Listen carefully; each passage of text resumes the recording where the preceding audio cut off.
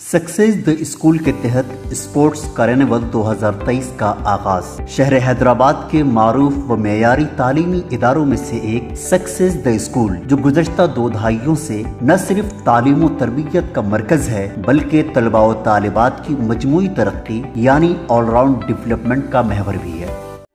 Chairman A18 Telangana news Mohammed Azam Ali.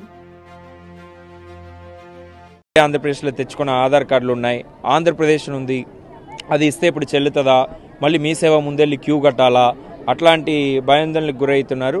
అలాంటిది ఏం అవసరం లేదు. మీది ఏ ఆధార్ కార్డు ఉందో ఏ రేషన్ కార్డు ఉందో అది సబ్మిట్ చేస్తే చాలు.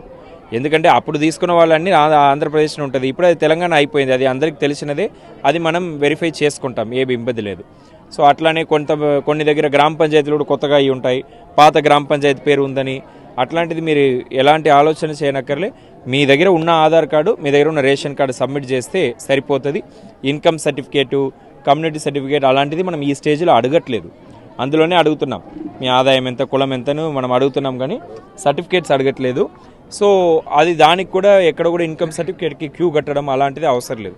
సో మీరు ఫస్ట్ అప్లికేషన్ ఇచ్చేసేయండి, డేటాబేస్లో ఎంటర్ చేస్తాం, తర్వాత అన్ని వెరిఫికేషన్ అప్పుడు కూడా అన్నీ కూడా యంత్రాంగం చూసుకుంటుంది.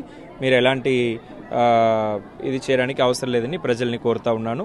ఈ స్వర్ణ అవకాశాన్ని మీరు అందరూ కూడా వినియోగించుకొని దరఖాస్తుల్ని సమర్పించవలసిందిగా కోరుతున్నాను.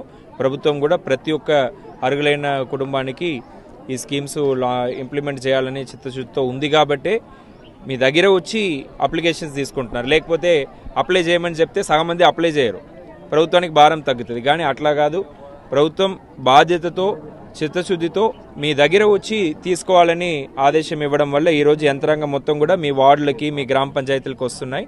ఈ అవకాశాన్ని మీరు సద్వినియోగం చేసుకోవాలని కోరుతున్నాను.